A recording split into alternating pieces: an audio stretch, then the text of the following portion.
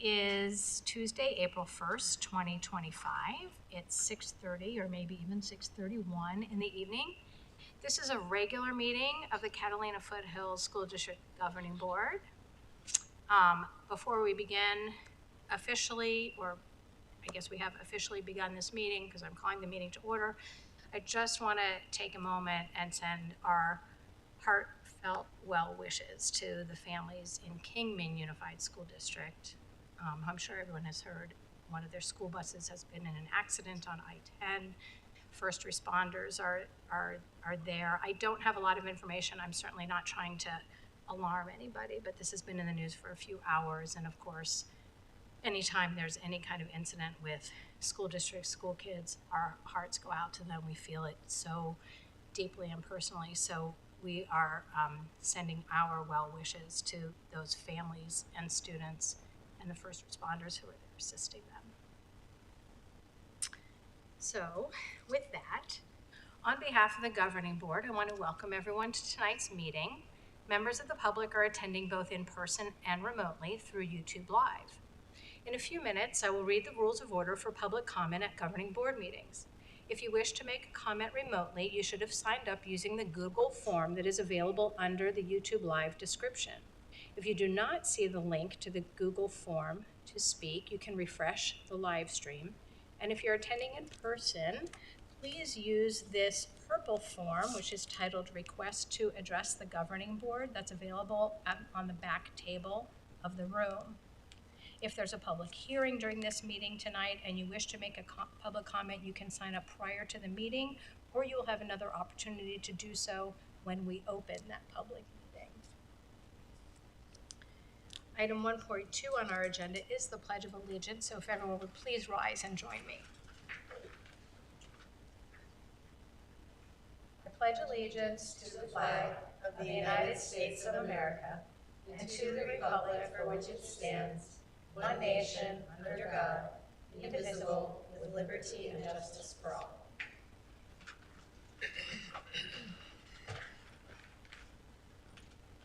Rules of order for governing board meetings. This governing board welcomes public comments at its meetings by providing 2 opportunities for the public to address the board. If your topic of interest is not on the agenda, you may address the board during the public comments time slot near the beginning of the meeting, or if the topic is on the agenda, you may speak just prior to the discussion of that agenda topic. In the event of a public hearing, the opportunity to speak will be reopened. If you are joining remotely and wish to make a public comment, you should have already submitted the Google form provided with the YouTube link. For those attending in person, please hand the completed purple form, Request to Address the Governing Board, to our board secretary. The information requested on the form is required for our meeting minutes. Speakers will be called on when it is their turn to address the board. For those attending remotely, you may choose to enable your camera. As a reminder to remote attendees who wish to speak, please unmute your microphone when called upon. Each speaker has 3 minutes to address the board. The sound of a buzzer indicates the end of your 3 minutes. In the event of a large number of speakers, the board may need to limit that time so that they can conduct the business on the agenda. By law, the board cannot discuss, consider, or vote on topics that are not on the agenda. This assures the community that they are aware of the topics that will be discussed this evening. If you wish to discuss a topic through written communication, board members' contact information can be found on the district's website. We appreciate the community's attendance and comments at this meeting.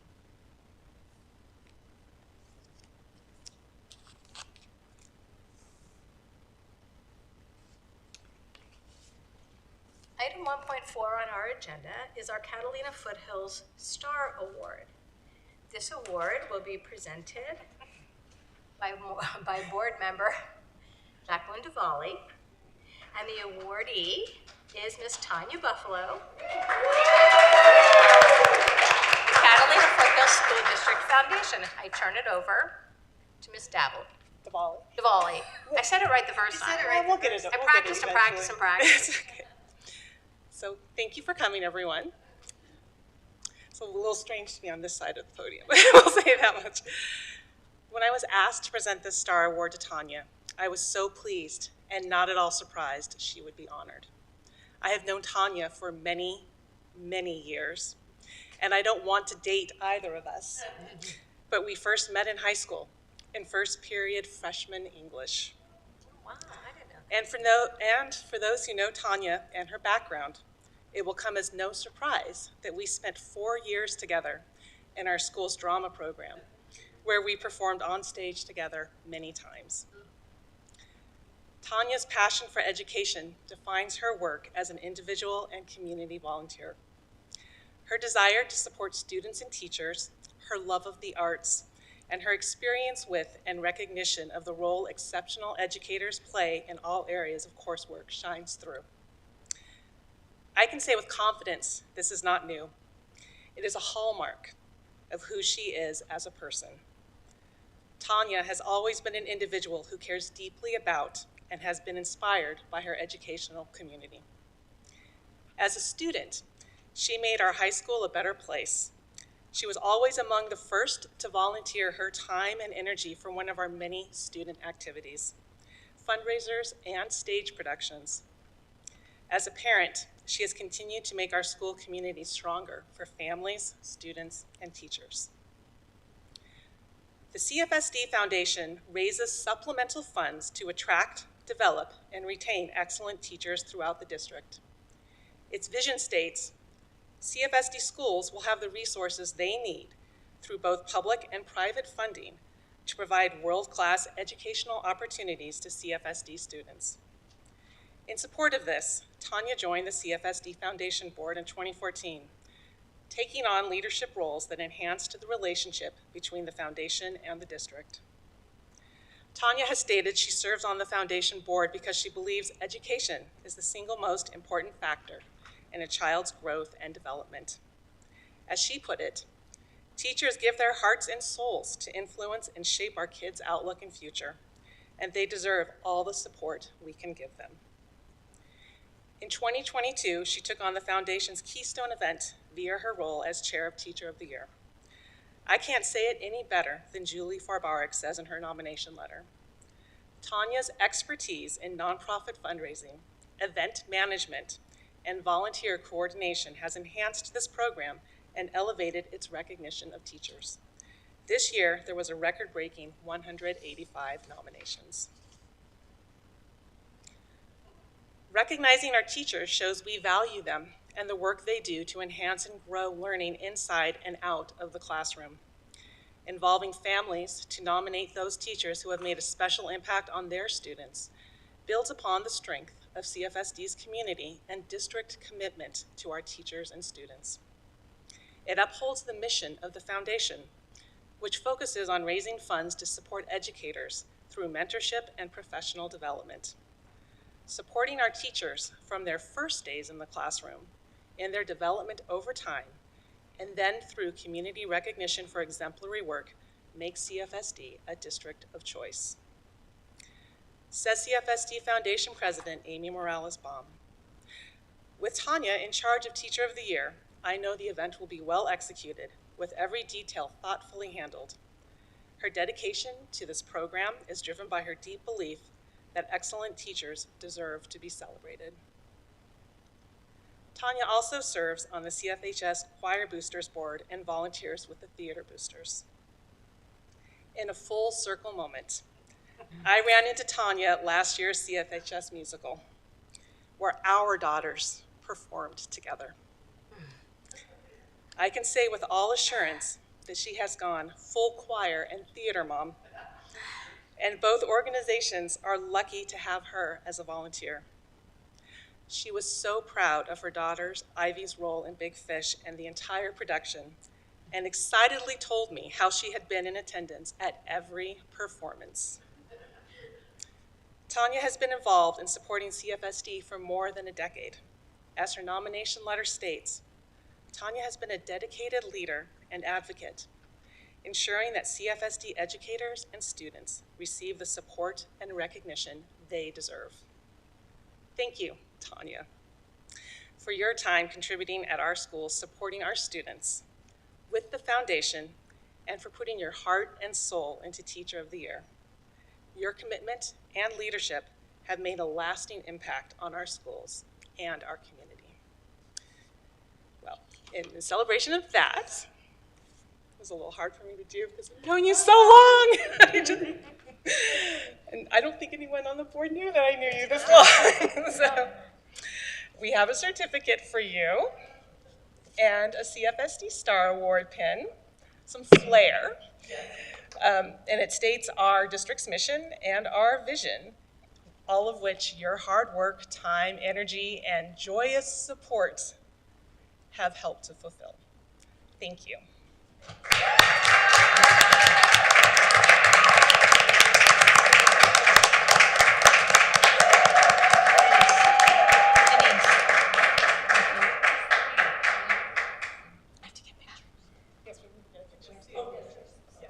Thank you, Jacqueline. We definitely want to get a photo. And Tanya, you're welcome to. Jacqueline will sit rotate. She's not.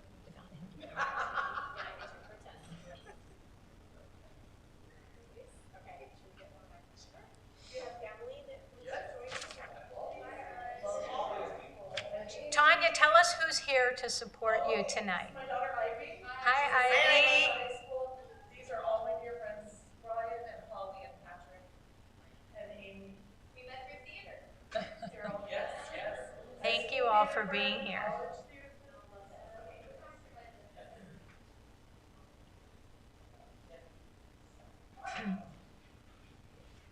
Everybody who's here to support Tanya and our board member are standing in the back of the room taking a photo underneath a CFSD banner.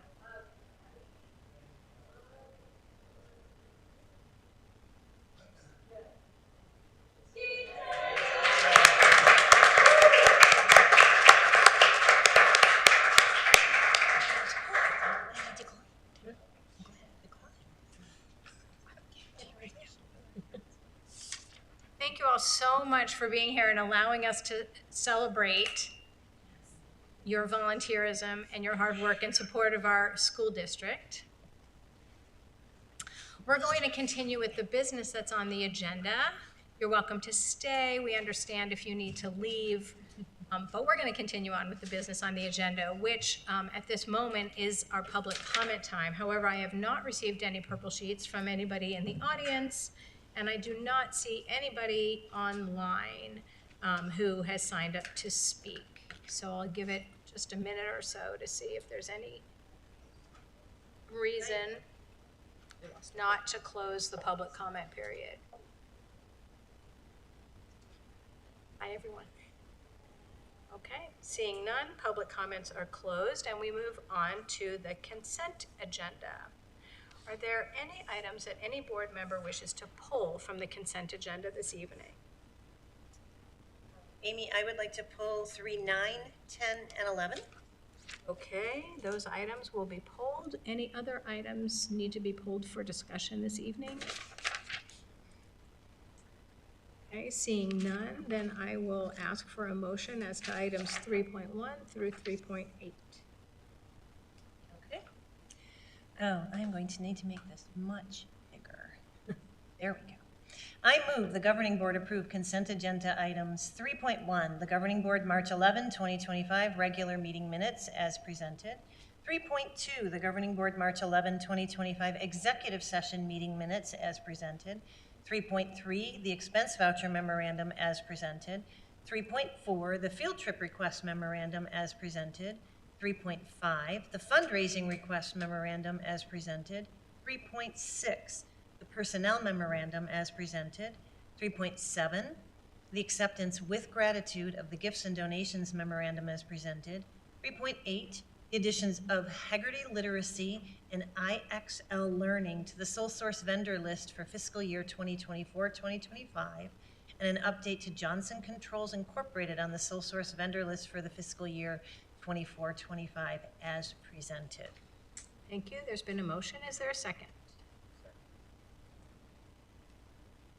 There's a motion and a second. All those in favor, please say aye. Aye. Aye. Any opposed? Motion carries 5-0. Eileen, the remaining 3 items. And we can talk about 3.9, 10, and 11 all together. I wanted to pull these to highlight these 3 particular items. These are approvals or awards of school facilities division grants for expenditures that we would otherwise have to take out of our district additional assistance. So what they are is $32,000 roughly for the replacement of 2 air conditioners at the Orange Grove Middle School, almost $154,000 for the replacement of cooling tower 3 at the Catalina Foothills High School, and $575,000 for the replacement of the fire alarm system at Canyon View Elementary. The total for all of this is $760,800 roughly. And those of you who are very close board watchers will remember 2 or 3 months ago, we honored Brian McNitt and Carolyn Sievert of our school facilities department, because it's their responsibility to apply for these grants, jump through all the hoops for these grants. And this is just, and I remember when Amy presented, she had this laundry list of grants that had been approved over the last couple of years. We're now adding nearly $1 million to that list. For context, we get about $3 million in capital money each year. This is close to 1/3 of a 1 year's allotment of capital dollars that we're getting from an outside source so that we don't have to tap into those dollars. That's what provides us the flexibility to move some of those district additional assistance dollars into salary and benefits if we need to, or other operational expenses. The flexibility that gives us is something that we've come to rely on. So Brian and Carolyn keep hitting the ball out of the park, and we are extremely grateful for their work, and we're grateful to the state for funding this grant program. This is a significant source of funds for us, and I just wanted to highlight them. Thank you for doing so. No problem. Any other comments as to these 3 items on the consent agenda? Okay, may I have a motion? Sure. Thank you for those remarks. I move the governing board approve 3.9, consent agenda item 3.9, the school facilities division award to Tallinn Mechanical for the replacement of 2 air conditioner units at Orange Grove Middle School in the amount of $32,207 as presented. 3.10, the terms and conditions for the acceptance of monies from School Facilities Division Building Renewal Grant Fund for project number BRG 007089 for the replacement of cooling tower 3 at Catalina Foothills High School in the estimated amount of $153,636 as presented. And 311, the terms and conditions for the acceptance of monies from the School Facilities Division Building Renewal Grant Fund for project number BRG 007100 for the replacement of the fire alarm system at Canyon View Elementary School in the estimated amount of $575,000 as presented. Is there a second? A second. There's been a motion and a second. All those in favor, please say aye. Aye. 5 ayes. Any opposed? Motion carries 5-0.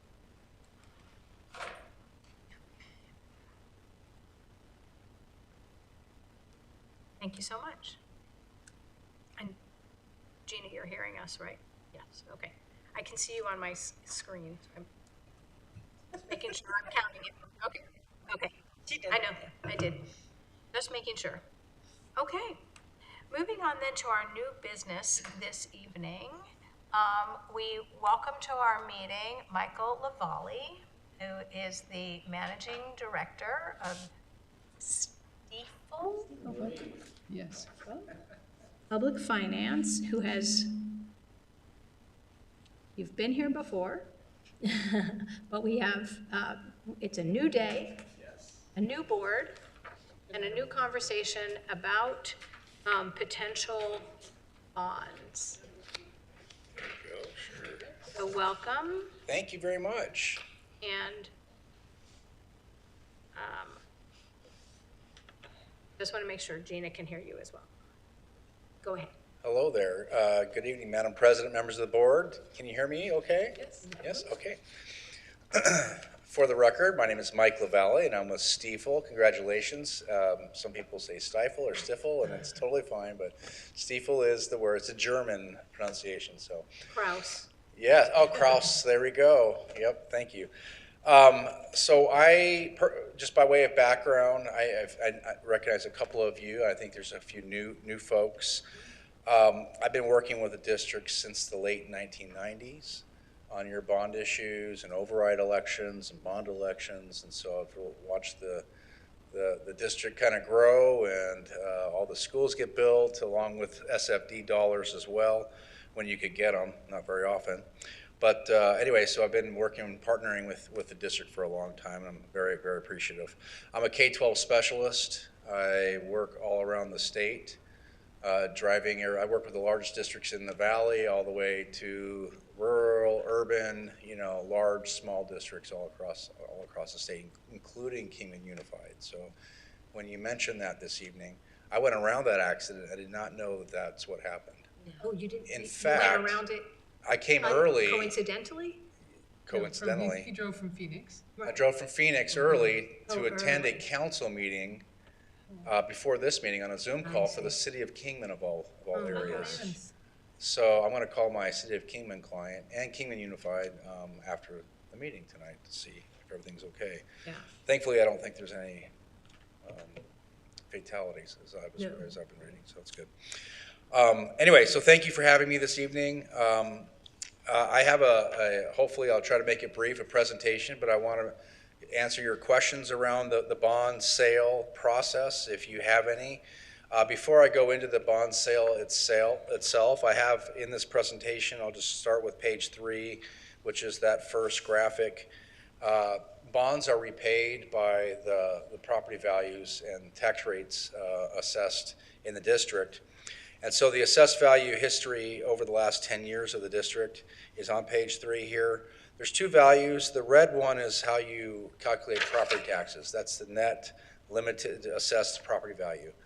We include the blue, which is the net full cash assessed value, because the blue drives your bonding capacity calculation. That's not as big of a concern for your district because your assessed value is so large. You have plenty of bonding capacity to borrow. You're thinking about 13 million this time. Your bonding capacity, I'll show you the calculation a few pages later. Your bonding capacity is roughly $160+ million. You don't even need that for your projects. But anyway, so the blue is what drives bonding capacity calculation. The red is for property taxes, all your taxes, tax rates. The blue is also more closely aligned with what's going on in the economy. It's unrestricted as the formula. It's usually roughly about 85% or so of market value, give or take. The red is restricted by formula, and just as a reminder on that, not at the district level, but on the individual property value level, if a home value goes up 10% year over year in market value, the tax value can only go up to 5%. And so it slows down that, and that's why it kind of tails the blue, if you will, and it's lower. And so you've had good historic growth. I'm looking at that top box, the 10-year average. Your far right columns, you just got your February estimate in last month. You had 4.7% growth on that red. And so that the 10-year average is just over 3%, 3.22%.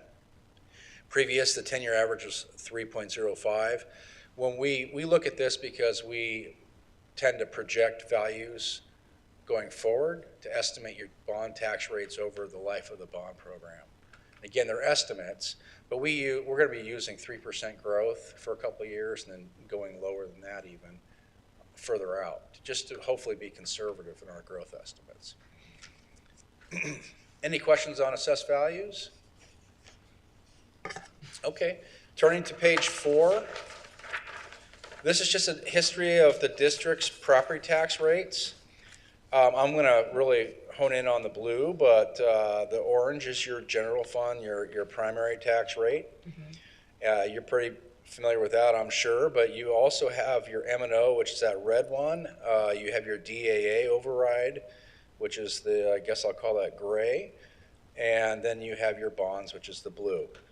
Historically on the bonds, we've worked with district staff and the structuring of the bond sales to do our best to stay at or around 66 cents.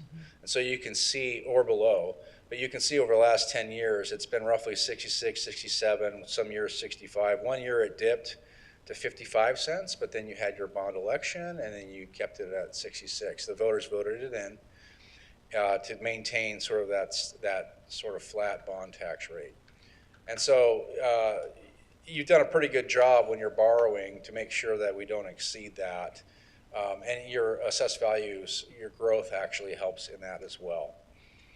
And going forward, we're going to show you that we're going to be able to comfortably keep the bond tax rate around 66 cents. Again, it's a projection. It's based on projections and growth and assessed value, but I'll cover that here shortly. Page 5 is your outstanding bond history. The district has done several bond issues over the last 20 plus years since I've been working with you. These are just the ones that are still remaining.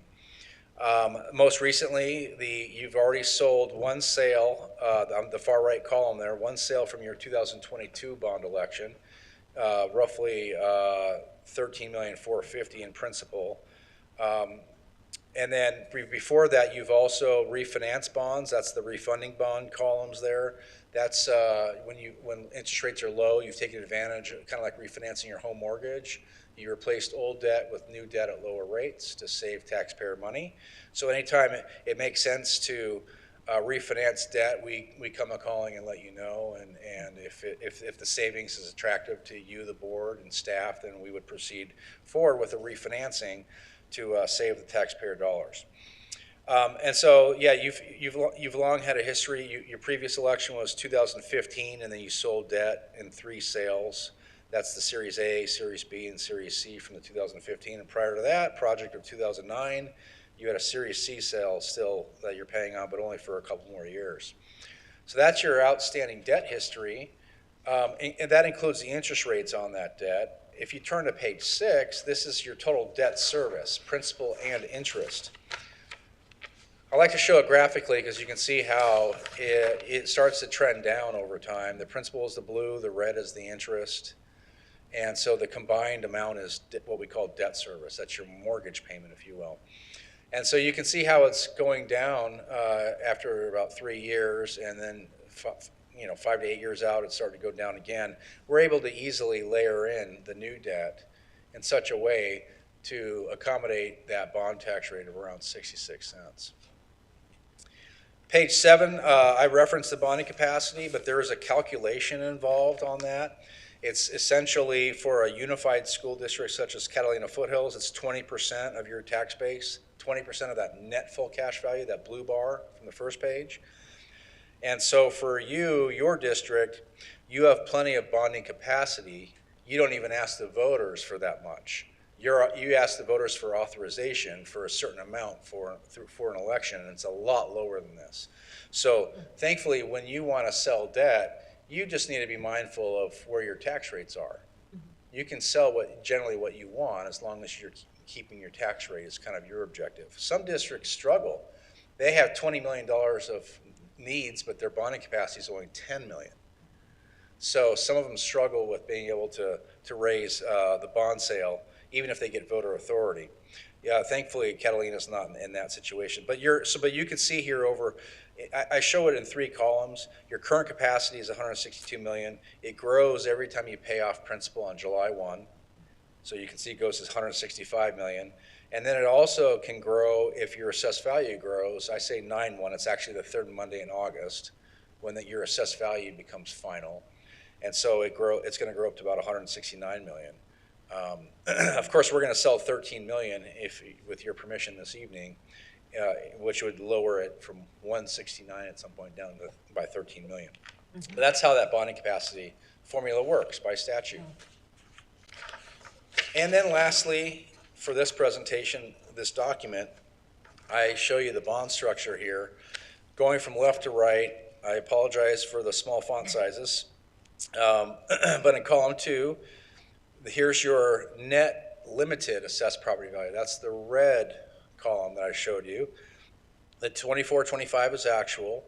25-26, that's your projection that we just got, your February estimate. So that's likely the number that will be approved on the third Monday of August of 25 here for next year.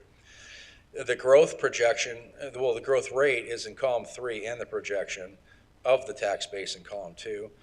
The actual is 4.99 right now this year, 4.73 coming up. You can see we decided to be around 3% for a couple years, 2.5%, and then 2% thereafter. And again, with hopes of being conservative. And then hopefully the district outperforms that growth. And if you do, that makes it all the much easier on the bond tax rate side. And on all the rest of your tax rates as well.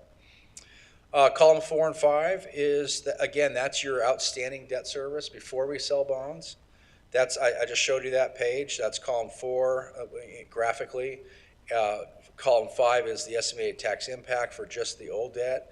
But you still have bonds to sell from your 2022 authorization. That's columns 6 through 10. Column 6 through 8 is this most recent sale with the resolution before you this evening, not to exceed $13 million. With your permission this evening, your vote, we will move forward to sell the debt here in late April and close in mid-May for your projects. We're looking at a 20-year amortization schedule repayment. Arizona's a fairly conservative state, especially with school finance. Our mortgages are 30 years. 20-year repayment is the max that they allow for school districts. Cities and towns can do longer than that on a lot of their bond issues, but school districts have a cap of 20 years. But you're funding a lot of your $13 million is for projects that will have a useful life longer than 20 years. So going out 20 years is pretty reasonable when the useful life of your projects is 25, 30, 40 years. We are estimating interest in column 7 right now around 5%. Right now the market's probably around 4.5, 4.4 to 4.6. 3 weeks ago it might have been a little lower. Maybe 2 weeks from now it'll be a little bit lower again. You never know because it's been pretty volatile. Every time there's talk about tariffs or something else, there's just a lot of volatility right now. But it's been up and down, up and down, up and down, but slightly up over the last month. But again, I'm hoping it'll be within that 4.4 to 4.6 range when we lock in rates. I believe it's scheduled for the last week of April. I have a calendar here. I'll talk about that in a second. And then we also have a placeholder for columns 9 and 10, which is your last, if you sell we sell the full 13 million here. We have a placeholder bond sale in 2 years out for about the rest of your authorization for $10.5 million. And that will be that'll wrap up your voter authority after that sale. That doesn't mean you have to sell it in 2027. You can go a year early, you can go a year later. You have 10 years from the 2022 election, so you can wait till 2032 if you wanted to. But I'm sure you'll probably need the money as soon as possible. So but we have a placeholder in there 2 years out, and because we want to estimate your bond tax rate, including that estimated debt.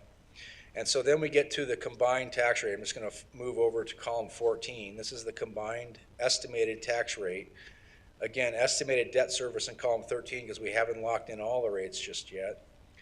But we're hoping to be around, like I said, 66 cents for the next several years, and then it'll trend down over time as your assessed valuation grows. So I just said a lot there. I'm going to pause. I can talk about the legal documents here in a minute. Jim Giel, by the way, with Gus Rosenfeld, your bond lawyer, he had to turn around. He didn't leave like I did so early. No, I'm kidding. I had another meeting to do, so I was just fortunate. But anyway, he apologizes for not being here, but I can try to answer any legal questions if needed. Any questions on the numbers?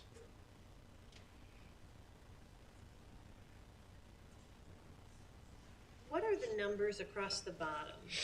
They're shaded in orange, 2.95. Oh, yeah. Amount available for FT&E, et cetera. Great question. I should have mentioned that since it's just flaming orange there, right? So Arizona statute allows for Class B bonds, that's what these are, to be, you can use bond money to buy furniture, technology, and equipment. You don't have I to, see. you don't have to, but if you do buy computers, for instance, you have to pay those pieces of the bonds off within 5 years. And so you'll see, like in column 6, we're structuring your debt mainly to just to massage it against your old debt to keep it around 66 cents, right?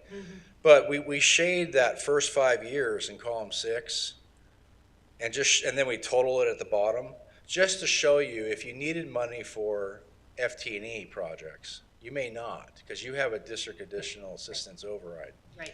So you may not need it, but we do show about how much you could use from the bond money for FT&E projects. Now, you don't have to use it for FT&E projects. You can just pay off debt, and that's kind of what we're doing here. Because I don't believe we have anything earmarked necessarily for FT&E. Okay. So for your district, it's not as important, but we always highlight those first 5 years and we total at the bottom, just so that our clients can see if you had FT&E needs, that's the max you can do. I see. Without busting your, in your case, your 66-cent tax rate. Great question. Any other questions? Sorry. No, go ahead. So I'm looking at columns 14 and 15 and just noting where we are now at a 66 cent and then seeing it kind of gradually taper as we get into the early 2030s and beyond. And my interpretation of that, I want to make sure is correct, that basically as that's going down, that's about the time that we would potentially be going back out asking voters for additional bonds to keep the promise of your tax rates won't go up, but we don't want to get too far down that line, or we're essentially leaving money on the table. Well, that's a great question. The district has long had, obviously all districts need bond money over time to supplement and or use when the state doesn't fund things. And so when you are repairing roofs or replacing things, so you've had a bond program every so many years. And so yes, to answer your question, where that 66 cents starts to taper off, that's about a good time if you wanted to ask the voters, if you have bond needs, capital needs, to ask them, and so we can continue to layer in a new election if needed and hopefully keep it around 66 cents. But if the voters don't vote it in, then yes, it'll start to trend down.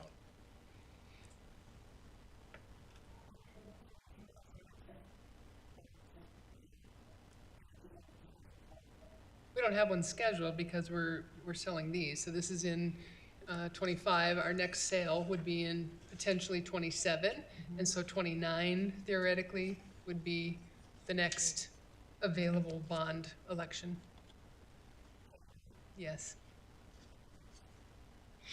So that would be approval potentially in 29 with then possibly a sale in 30 or 30. I mean, Shortly after that. But Yeah. Okay. Shortly after, it would be a November election with sale in 30 then. Okay. Because at least right now, we're not showing the room for it in 3031 in terms of the tax rate, because it's still at 66 cents. Although things are going to be paying off along the way, so that, Yeah, I think. does this account for that, as things are paying down along the way? Correct. If you look at column 3, typically what happens is that growth, the district will likely go higher than that. And so all of these numbers in column 14 will wind up They'll being change. lower. And so, for instance, when we come back for your final sale, we may wind up, paying off more debt sooner and creating that gap then Right. for the next election. I would say you could have the election as early as 28 if you need to, not 29 or 30. We would be talking to you after that 27 sale or during that 27 sale, because if you were planning for the future, we would want to know generally when you were going back to the voters before we structure that 27 sale. And that way we can work it around a future election if needed. Again, if the voters don't vote it in, then the tax rate just starts to go down.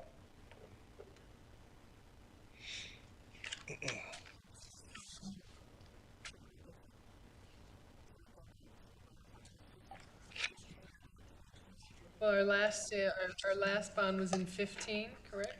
15, And then 22. and then 22. Yeah. Yep, so 7 years. So 29 would be, yeah, another 7 years. Yeah, Again, you can go in 28 if you want to, 29, or, 30. We could structure the next bond sale to work around any of those times. It's just when you need the next tranche of money. right. So if you want the money in 29, 2 years after the 27 bond sale, then you'd want to go in 28 election cycle, because you'd be selling that in the spring of In the 29. And we want to be careful to keep that tax rate at that 66 cents. Correct. Because you don't necessarily want to let it dip too far down below. We're always going to have the capital needs. We'll Absolutely. always have the capital Yes. needs, because the district additional assistance, as grateful as we are for it, it doesn't begin to cover a year's worth of expenditure.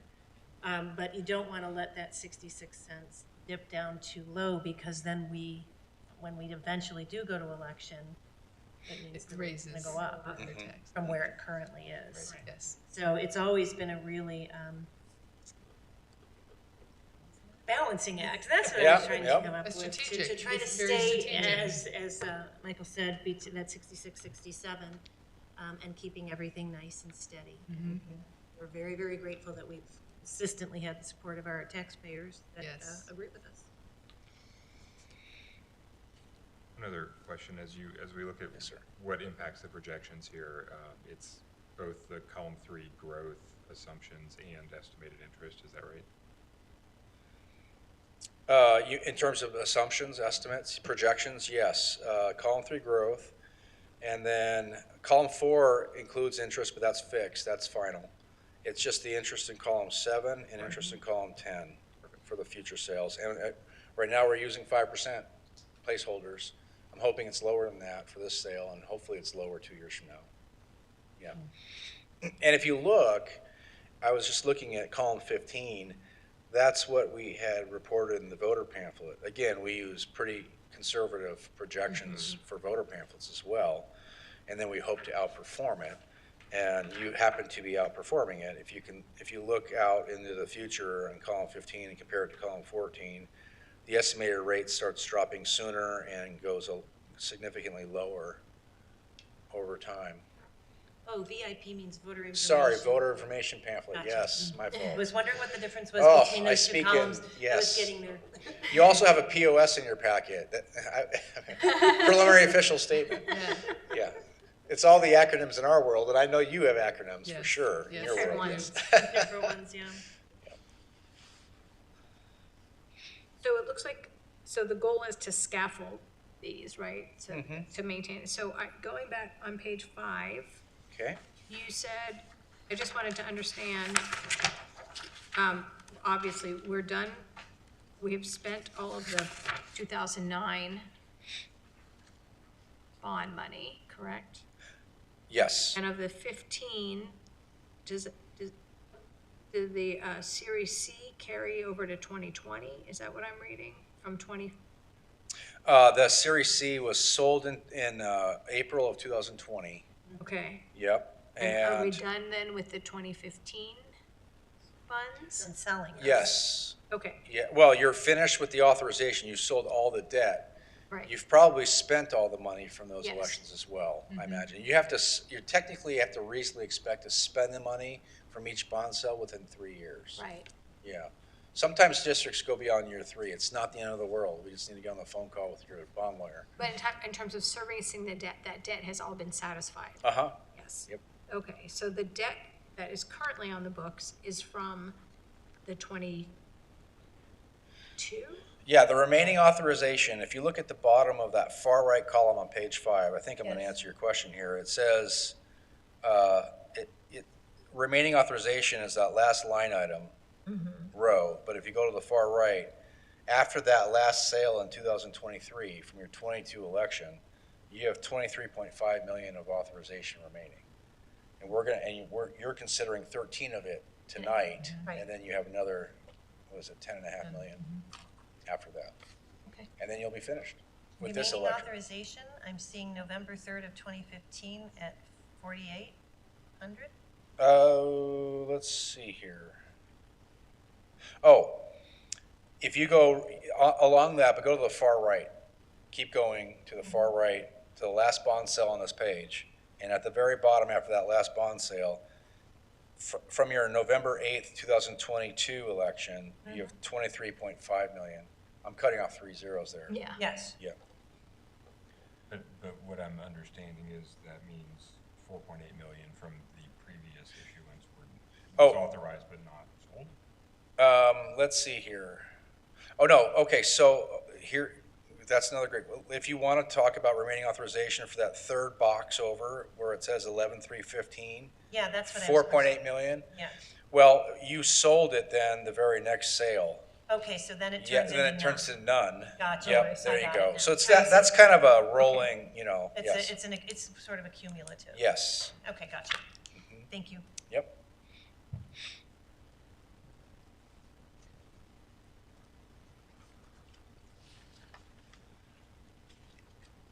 So you have before you this evening a resolution, like I mentioned. This is generally when Jim Gill would speak, but it has a lot of his language in it, meaning run-on sentences that are like a paragraph long. It's all legalese, but in there are some financial terms, not to exceed parameters. And so the board, if you take action tonight, it's not to exceed a certain dollar amount, which I believe is 13 million, not to exceed a certain interest rate amount, not to exceed 20 years, not to exceed, I'm just trying to think, it has some outside parameters. And then, not to exceed an overall interest rate. I think I put in 5% or 5.5% or something. But we're hoping to outperform all those. But because sometimes after boards take action, something happens in the market, and then all of a sudden, the interest rate goes up to 6%. It hasn't happened since 9/11 or some serious COVID, things like that happening, major events. But sometimes we put in parameters and then we have to wait. We have to take a pause until the markets smooth out. And during that time period, are you communicating with our superintendent? Of course. That's what's happening? Uh-huh, Okay. yep. It's rare we have to shelve this is a new money sale. This is just for new money projects. I have a couple refinancings where it's very interest rate sensitive. Interest rates went up, and so they don't save taxpayer money as much. And so we have a couple deals on the shelf right now. We got them all ready to go, and then the week we're going, it doesn't work, and so now we have them on the shelf until hopefully rates go back down. But in your case, you're just raising the funds for new money projects, and as long as interest rates are in a general vicinity of something that you're comfortable with, it's likely that we'll lock in rates here in the next few weeks. And the final document is the certificate.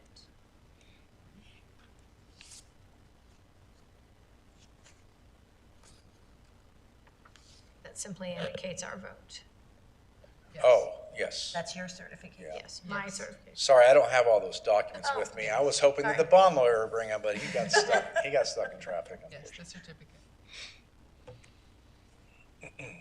So again, to just repeat, in the resolution, we have a not to exceed of $13 million in sale, not to exceed a 5% interest rate.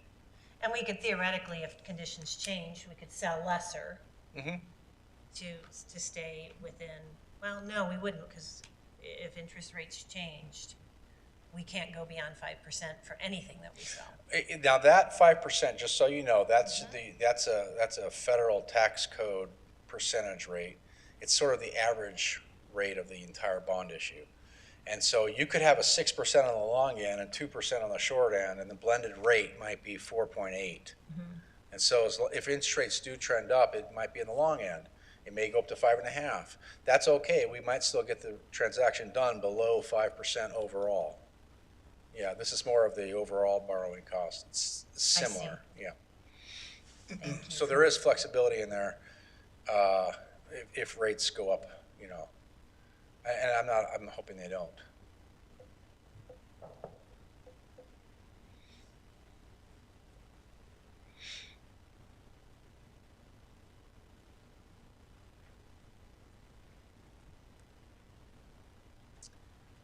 Any other questions, concerns? Very helpful. Yes. Thank you. This is an action item for this evening. So, yes, ma'am.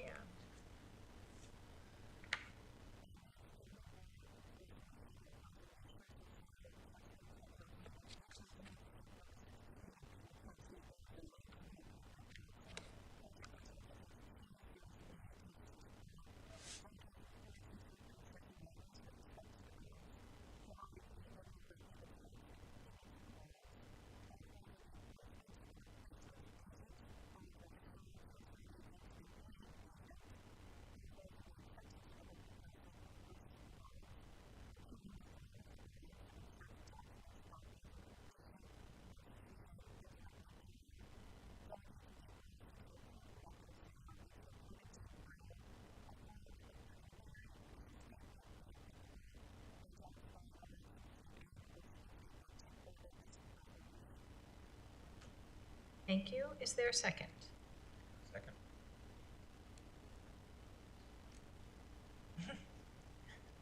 There's been a motion and a second. All those in favor, please say aye. Aye. Aye. Opposed? I said an aye too. Motion carries 5-0. Thank you. Thank you so much. Thank you, my drive. We'll be in Travel touch. safe home. Yes, I think it's clear going back this way. so- Oh, that's probably true, yeah. So, thank you very much. You can always go the back way. I could do that. Yeah, you Is can go Mr. back. LaValle waiting for these? No, we No, will they send go to them. you. They'll go to Yeah. us and we will send them in the mail. Okay. Thank you. All righty. And we'll put those aside for now. This is exciting. No? Very exciting. It is. And so grateful to our community. Okay. Item number 4.2 on the agenda. Let me get to where I am.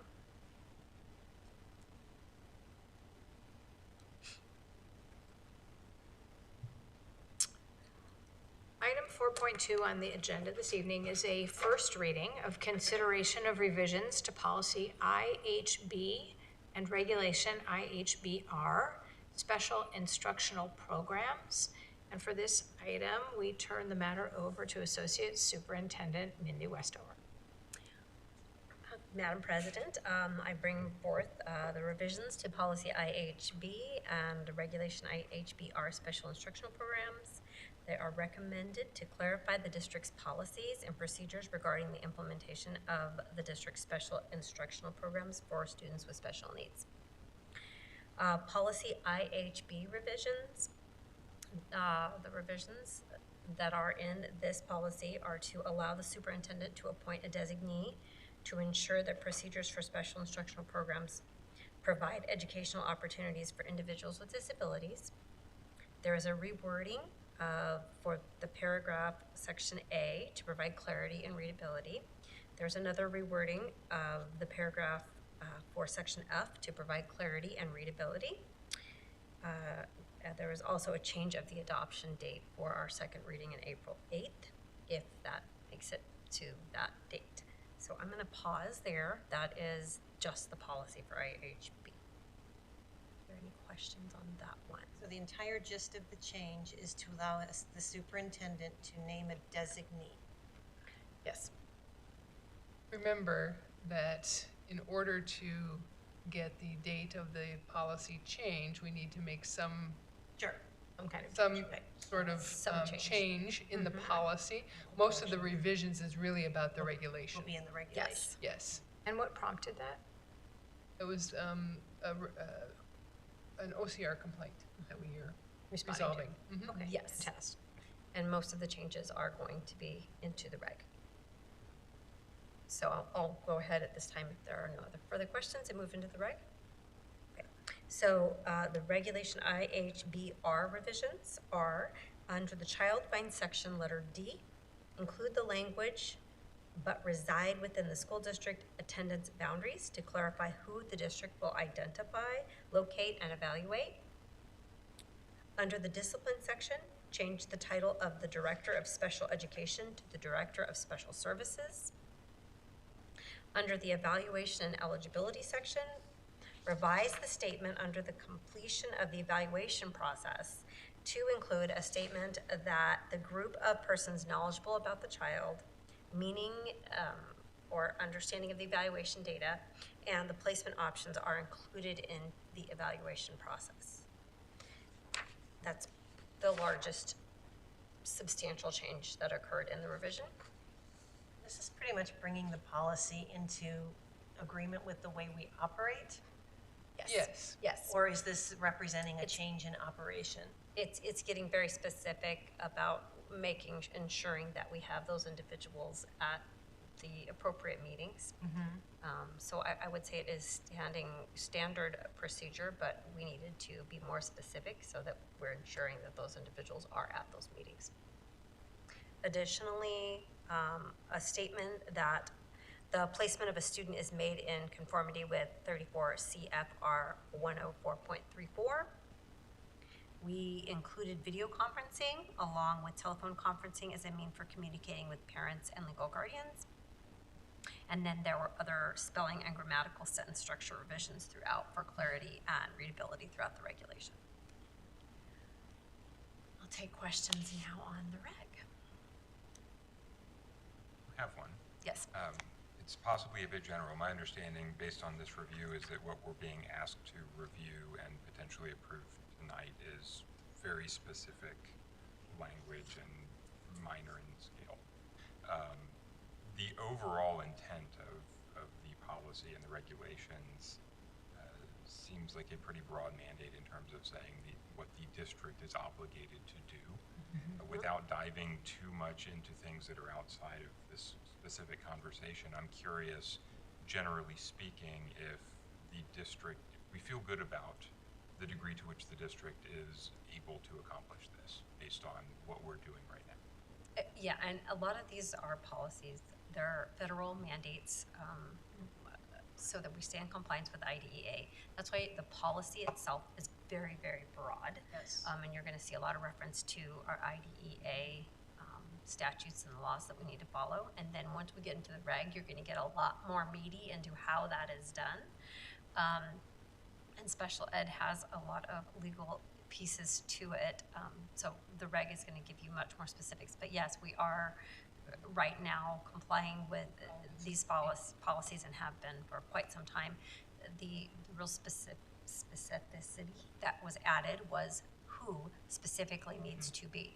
And it could be one person that is both able to determine a placement, understands the testing, and then understands has knowledge of the child, right?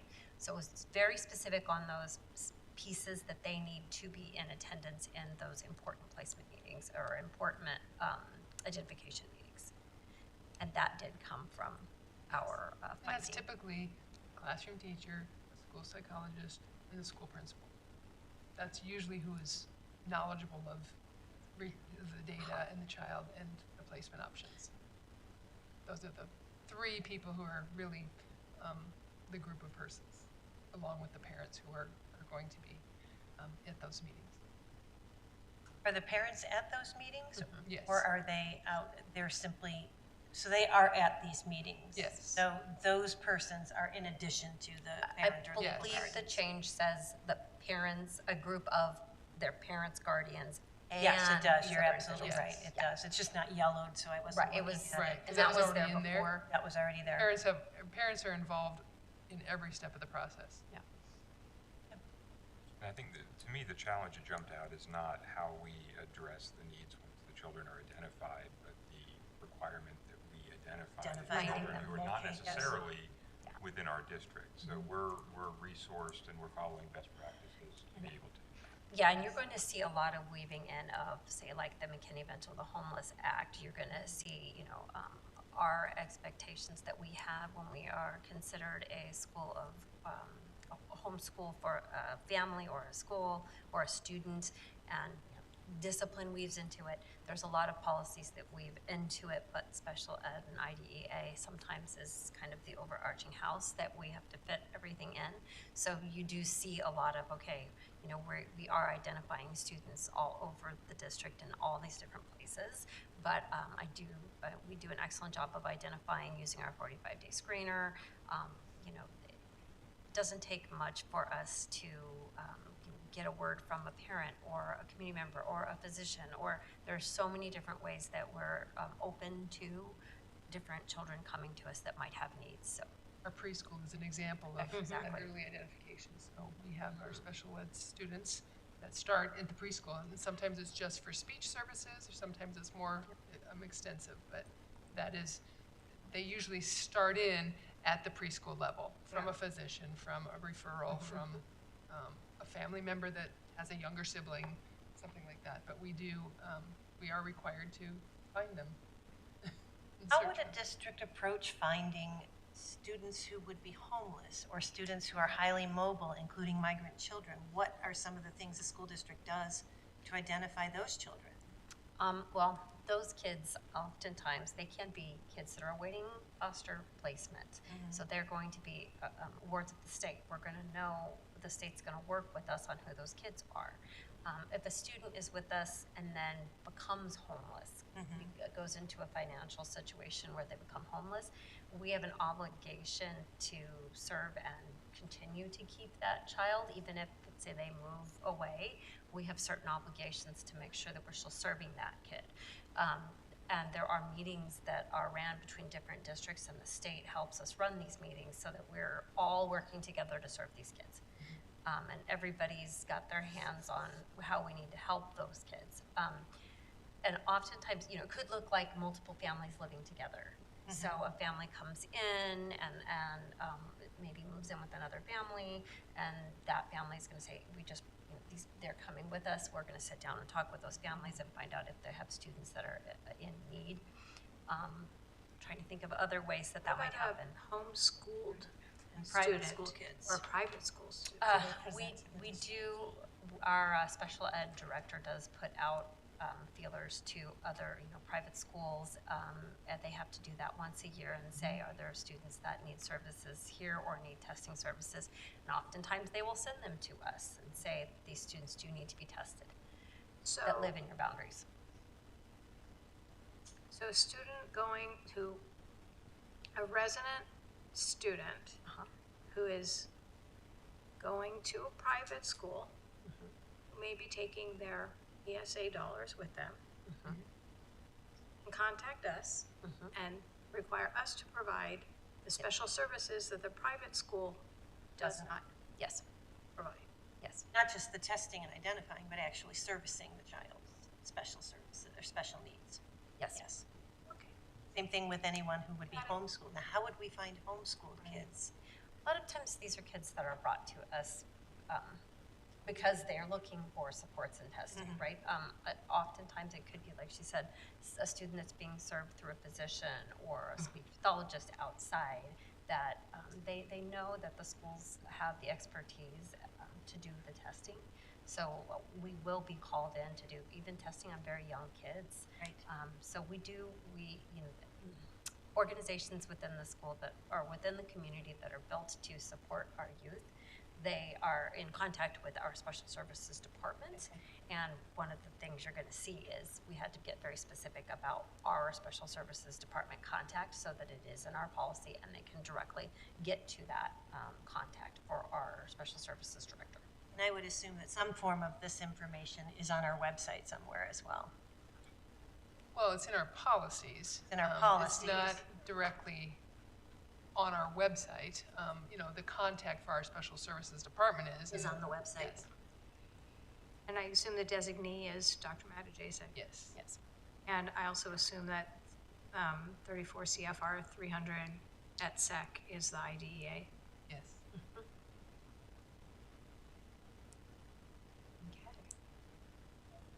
Any questions? This was a first reading. This policy will be brought back 1 week from tonight. And I'm making Yeah, schedule 1 because of week. spring break last week, so if you think of anything, make it quick. Okay. Thank you. Moving on then to a similar policy or related policy, for consideration this evening is, are we at 4.3? Yes. Item 4.3, which is a first reading of consideration of revisions to policy IHBA and regulation IHBA-RA, special instructional programs and accommodations for disabled students. Ms. Westover. Okay.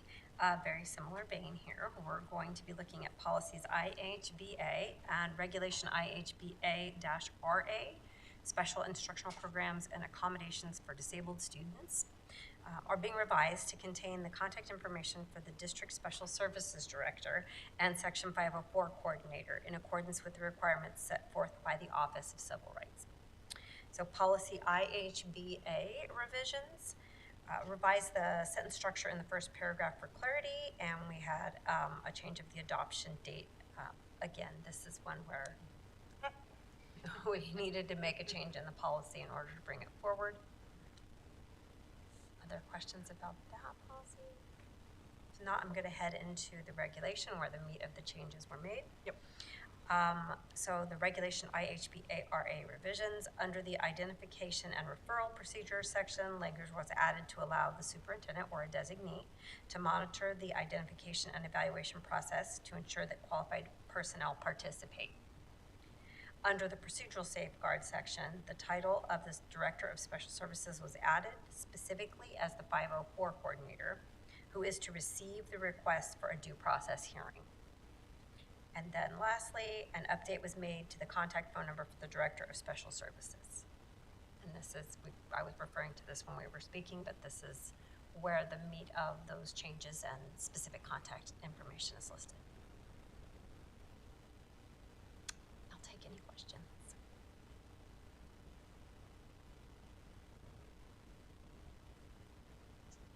Hearing none at this moment. Again, this is a first reading. This policy and regulation will come back to us in 1 week.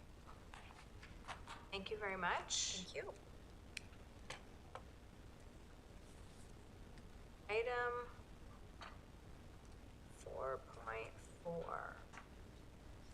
This also is a first reading of considerations of revisions to the K-12 Gifted Education Programming Framework.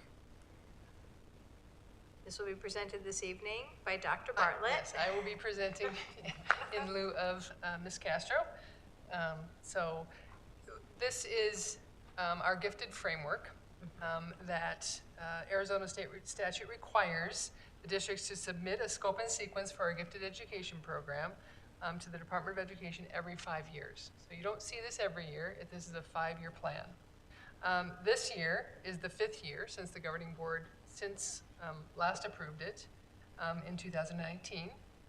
It's presented to meet the Arizona Department of Education compliance requirements for the 2024-2025 Cycle 5 monitoring. So we are monitored by the ADE.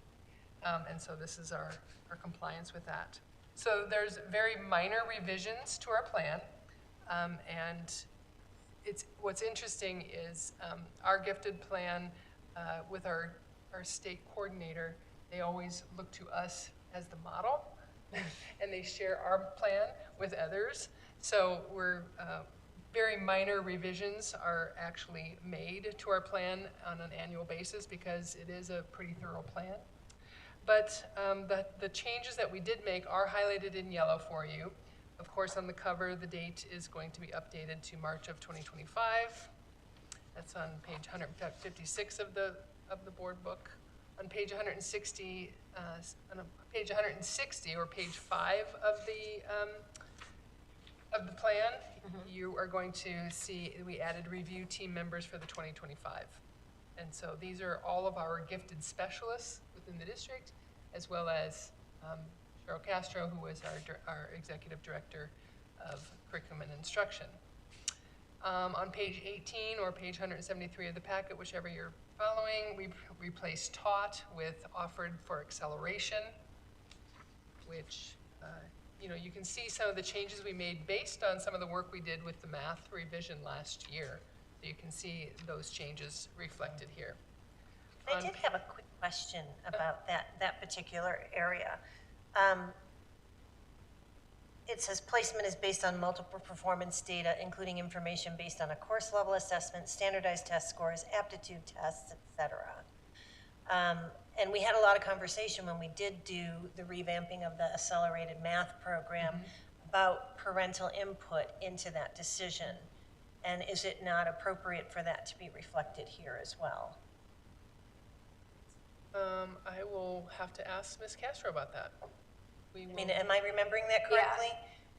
Because we just had a lot of conversation about parents having the ability to weigh in on this decision, not necessarily to push a kid into acceleration, but if a parent wanted to stop a kid from being accelerated. We had conversation on both sides of that, and I do recall that it was important to the board that that be reflected in our communications. So I'm wondering if it's appropriate to be here when we're talking about this as well. You're saying with regard to placement. So placement is based on all these things and input from parent / legal guardians. Yeah, I mean, they Right. can use whatever wording they want, Yeah. but that's where I'm Yeah, going, okay. yeah. Okay, Yeah. I will take that back to Ms. Castro for the second reading. To be clear, that would be kind of only one direction. That would be a parent tapping brakes, a parent saying, I believe my child should be in an accelerated program, even though If the test scores weren't there. Well, I mean, I think when we when we talked about the placement in Acceler program, we talked about that as well. I'm wondering if Yeah. if it does get included in this, it should probably be specific about the impact of. And maybe for that reason, it shouldn't be here. Right. Right. I just want to bring up the point, because there was just a lot of conversation Right. at the board level regarding Right. that. And parents having the ability to say, wait a minute. Well, parental input doesn't imply, Right. Placement I mean, or- there's probably a way to, Right, your parents always have the option not to accelerate. accelerate their student in a gifted program or even in an accelerated class. They always have that option. They It may don't not always be have the appropriate. option to put them in if they don't meet the criteria. Right, right. But so it may not be appropriate, it's just something I wanted to bring up to have you folks think about. Okay, And I would also encourage the difference, the accelerated programming isn't necessarily the gifted programming. Right. So there may The be a classes reason as well. why it's not. And that could in be there. as well. That could be as Yes. well. It's just something when I read through, I snagged on it because of that previous conversation. I just want to have it be considered. we also added on page 19 the math accelerated, that was the additional course that we've added. And then throughout the document, we've changed at AZ Merit to AASA. There were many places Yeah. that we needed to do that. is it not, I mean, if this document is reviewed every 5 years, what are the chances that state testing is going to stay the same for the next 5 years? I mean, is it not possible to put Yeah, whatever Or state assessment. assessment we is? could consider just I mean, I don't- the state assessment. Generic. I mean, then doesn't this become obsolete potentially, and we have to go back and change this? I mean, I guess I'm wondering if there is a purpose of naming the state test. No, because if you remember, I think in our move on and reading policy, we did change it from specific tests just to the state-approved test. Right? So, Might make some sense here, so that it doesn't become. although it's a lot more wordy than just saying AASA Yes, it is. in all the little charts. Yes, it is, but, okay. On page 26, then, we added clarification regarding gifted program services, i.e. the elementary and middle school structures, the role of gifted specialists, time allotment for interdisciplinary studies in grade 3 through 5. So we've added that more specificity. On page 34, we have added a placement option for grades K through 5 to placement at the next grade level, and that's what came out of the math work that we did last year. So the student could just move to the next grade level, the next class. And we provided specificity about the skill areas addressed in grades 6 through 8, writing and critical reading. And on page 43, We added information about the collaborative inquiry teams under Standard 5 professional development, which our gifted specialists all engage in. And then on page 44, we updated the staff list with the new people that we've added. And then on page 45, we replaced Blooms and Remind with Parent Square. So you can see not real substantive changes, but some of the changes that reflected some of the math work that we did last year are identified in here. I mean, I know Parent Square is probably here to stay, but same kind of thing with Parent Square. They changed their name or what have you. Why don't we just use a CFSD school uses a digital communication tool? But again, it's not a big deal.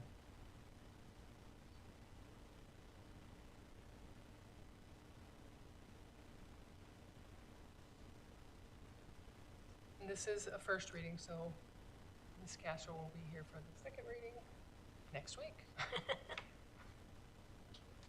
And I just noticed in the gifted program staff, we're listing Chris Lambert, but we don't have a gifted specialist there. We don't, because it's accelerated. I mean, it's AP classes. It's, Right. there's not a gifted feature. Right.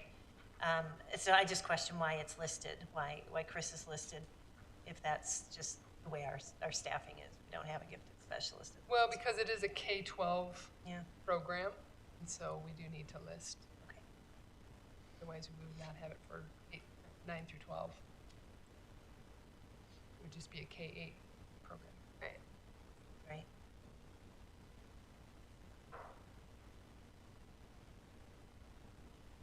In that digital communication tool paragraph, it said the elementary level has a formal parent group in place. I wasn't aware of that, or maybe I wasn't, I've forgotten it. But what's the role of that formal parent group? Is it just to provide feedback regarding the gifted program? Communication, so that the gifted specialists can communicate right with the parents. You know, all the teachers make a group for their classes. So this is the group for the gifted specialists, for the students that they're serving.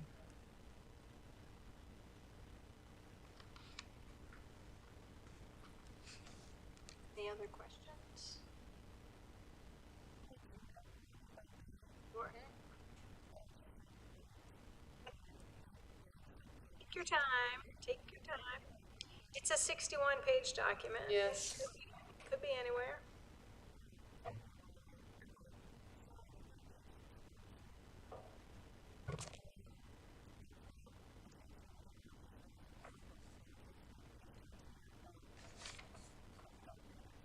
Yes.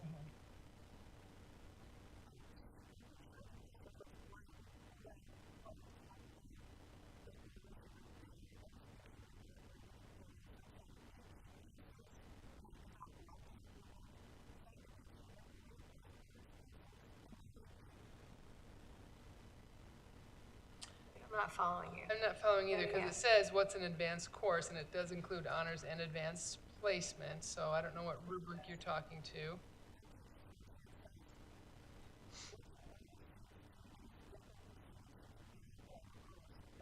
Okay.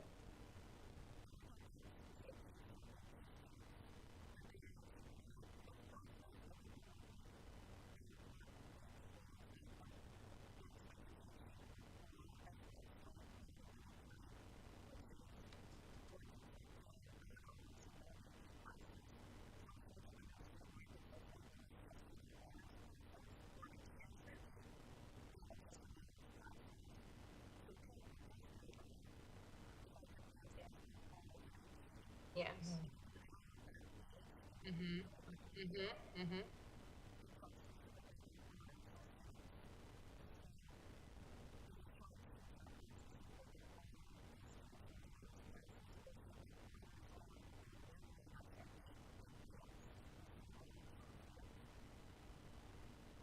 Well, it Yeah, does, it does. and we will have Ms. Castro address that.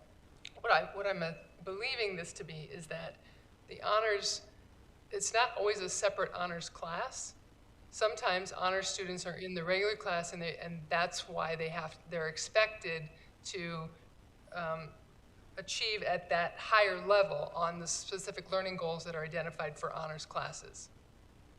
So it's not the same as the AP. Right. It is specific to honor students.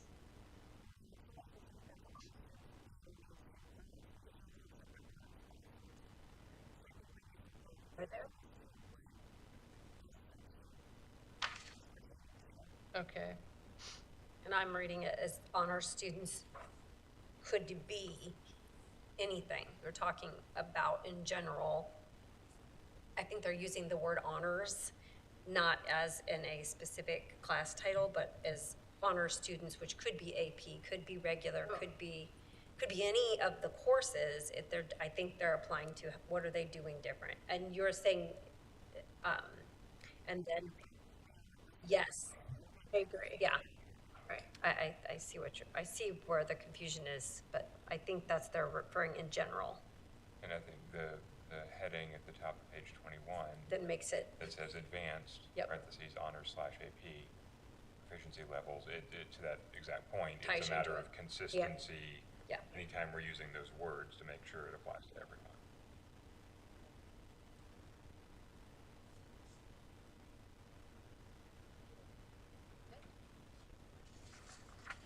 Any other questions, comments, concerns about this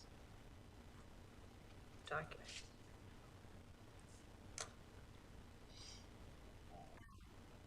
Yeah, go ahead. Sorry, Gina.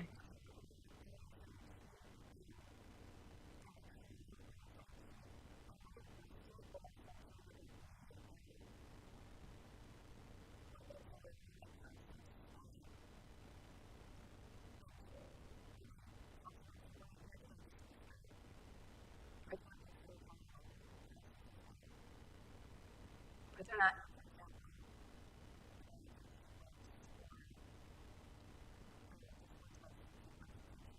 But do those fall under gifted No, they programming? don't, I don't think, they don't fall into the gifted program. No, no.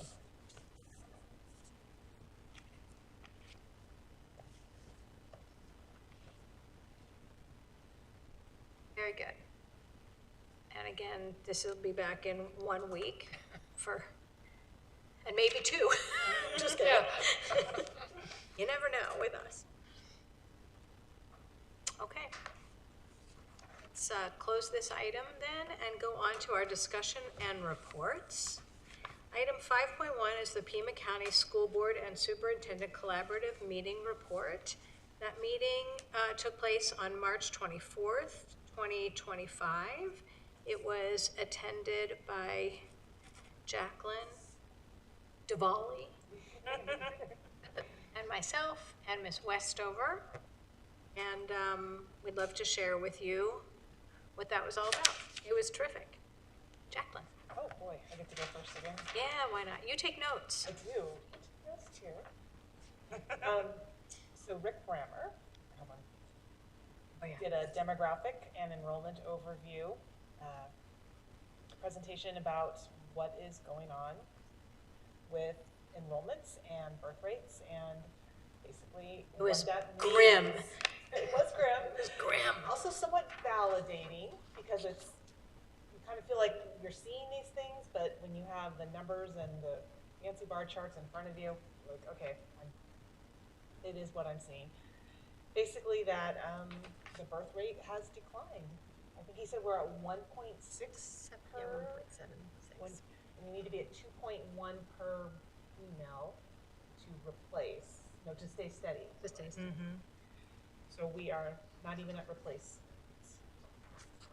That means that our enrollment, not just for us, Everywhere. but for everyone, is going to be a challenge over the next series of years. I believe he said 14 years Yep. until it is forecasted to tick up again, if it does. Which means that all of us, and I say all of us in the broad term, public schools, charter schools, and now private schools, we're all competing for the same resources. Smaller piece of a smaller pie. Right, right. I thought, one point that he did make that I thought was really interesting is that charter schools, which were heralded, I don't know, in the late 90s, I guess, when they started, as this new great thing, They're also facing the same enrollment challenges as traditional public schools, so it's not necessarily, declining enrollment at a traditional district school is not necessarily a reflection of a poor district school. It's all of us facing these challenges. And again, another validator, that income is a driver to use ESAs. That what some have suspected for a number of years, that those who have had the funds to make those connections to use the ESAs to send your child to a private school across town or whatever are statistically more likely to use those resources. And it's not being spread out across the population as much. And that's kind of where my notes stopped because I started to feel a little Overwhelmed and sad. yes. By the way, they sent me this presentation, so I will send it to Thank you. all of you, and then we can This review. one that we got? Yes, I have it in color. Yeah, oh, great. So I can blow it up and blow it actually up. read it. So I will send that to you, and we can review. So everyone has that same information. So,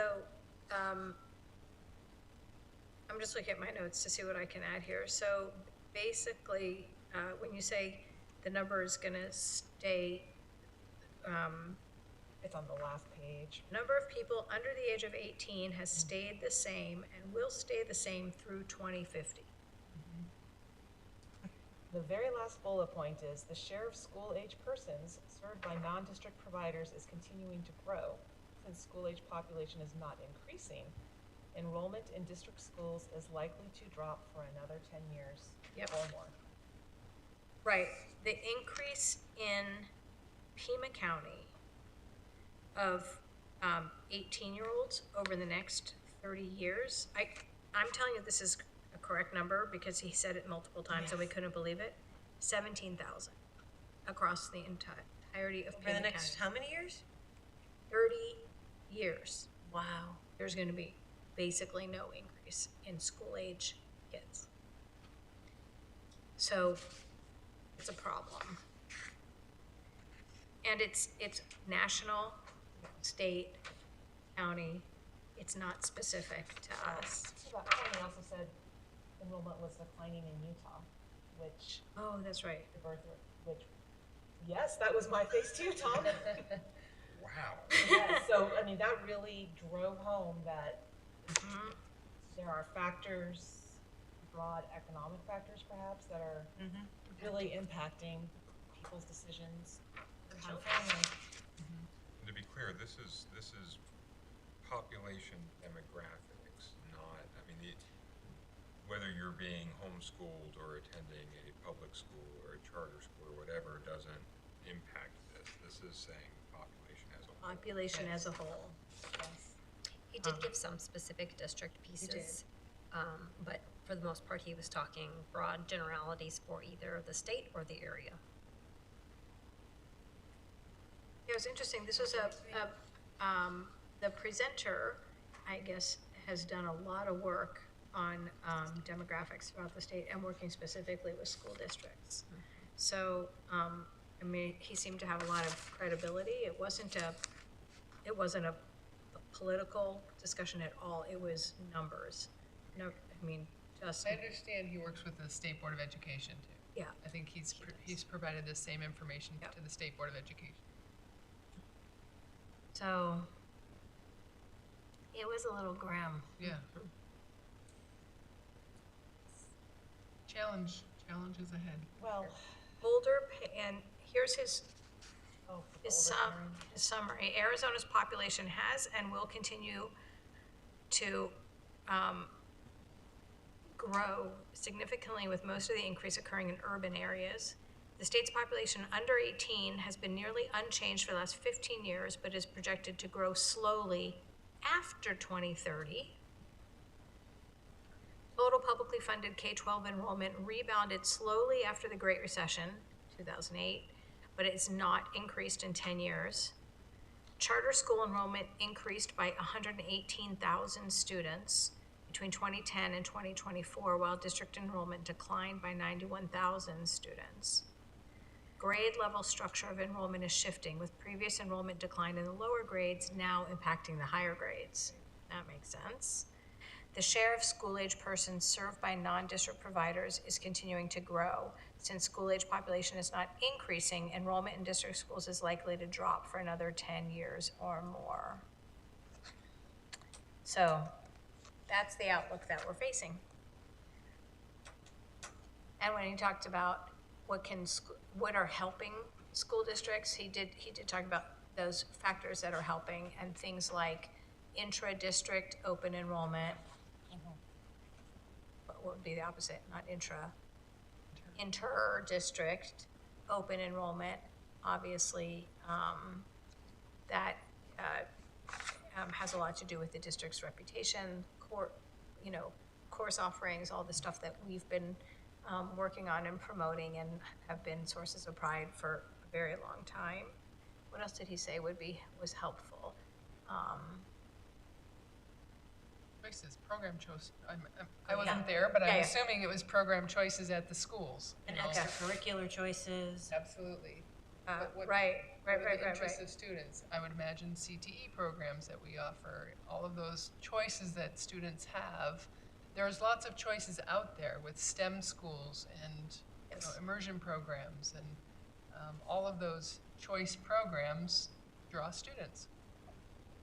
But with it being a zero-sum game, Right. it's us creating a better educational product than the district for next. Yes. Yeah, and it also has to do with, obviously, mobility, students' abilities to get to a school district. Which I assume is compounded by the fact that everything we're talking about in general is probably concentrated even more so within our district, just because of housing affordability, other issues that Yes. keep new families from coming in. Right. He did say that even for people who are choosing to have children, they're doing it later. And the later that you are, with the birth of your first child, the less likely you are to have subsequent children. Right. And then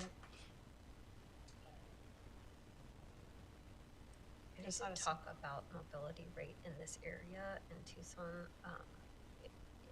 Families are moving into homes and staying in homes for a very long time, so there's not that, younger family coming in and turnover coming in. I did say, I want to say like 25% homeowners were over 65. right, I have a note about that. 25% of homeowners are, obviously beyond Having having school-age kids. school-age children. And then there was a school board member sitting behind us, I think Sunny. college from I think Sahuarita, Oh, Sahuarita. right?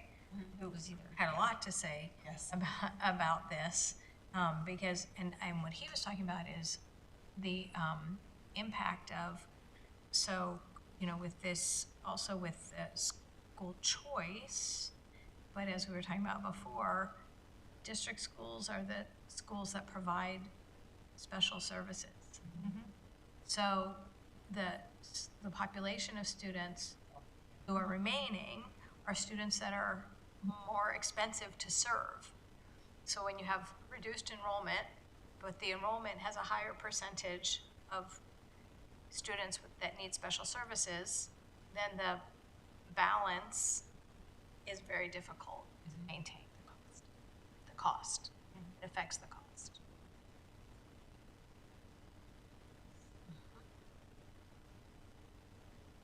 Is there any more good news?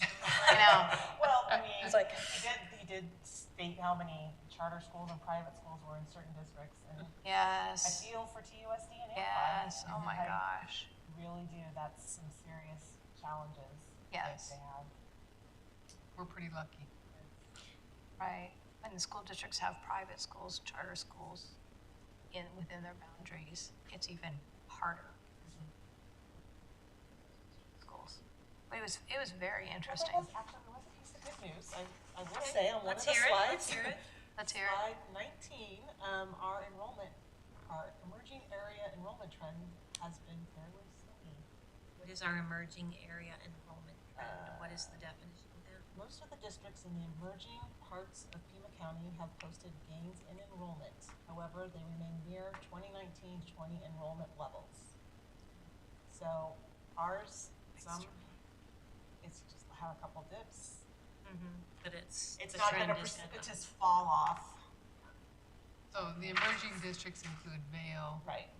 Sarita, This is with the exception of Vail. Catalina Foothills School District, Tanca Verde, and Marana, so on the outers. the outer edges, Yeah, and metropolitan area. Interesting, Yes. what's When we considered see- the outer edges? Yes, I know, right? When we don't have a whole lot of new builds and. because the other ones are just called established enrollment areas. Right. They're the established, they've been, well, he does have some district-specific enrollment trends, including CFSD, but it's like nearly impossible on this black and white to follow, to figure out, which one, so that'll be good to see. colored. Yeah, that'll be good. It was a very I'm sorry I good missed it. meeting. I'm I've really been sorry I impressed missed with that those collaborative meetings so Yeah, far. They've he's been very doing a great job. informative. He's Yeah, doing a great job. yeah. There's And one it's, last one coming up in April, so. Yep. and it's nice not to be at the Viscount, Yeah. the other thing. Okay. Discussion and report, item 5.2 is Arizona Legislative Governmental Activity. Anybody have anything to impart? This is the last week, right, before they, I think, that they're doing. Oh, the crossover, is it crossover week? And then they go cow, committee of the whole, Right. and then hopefully a budget. Yes. There Yeah, hasn't wait. been a lot of communication from No, SBA there's been or, nothing from ASBA, education. probably in the No. last month. there really hasn't been Which is a lot of interesting. communication. I get a weekly update, On that education Yes, agenda? Yeah. but It's been quiet too. it's been very quiet. Well, I haven't heard anything on Proposition 123.